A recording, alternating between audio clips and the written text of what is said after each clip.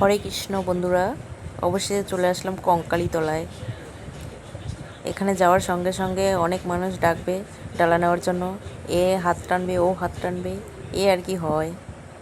তারপরে ঢুকলাম কঙ্কালীতলা মন্দিরে। এইসব সাধু সাধকরা চারিদিকে বসে আছে, অনেকেই সাহায্য চাওয়ার জন্য বসে আছে। আপনারা যা পারবেন তাই দেবেন।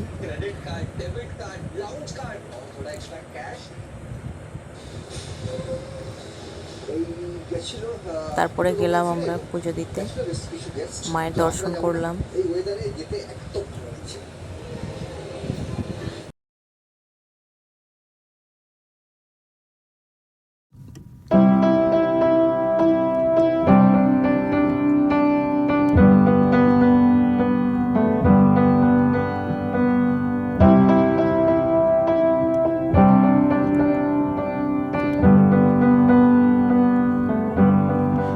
Wish that I could cough out my emotions in a healthy manner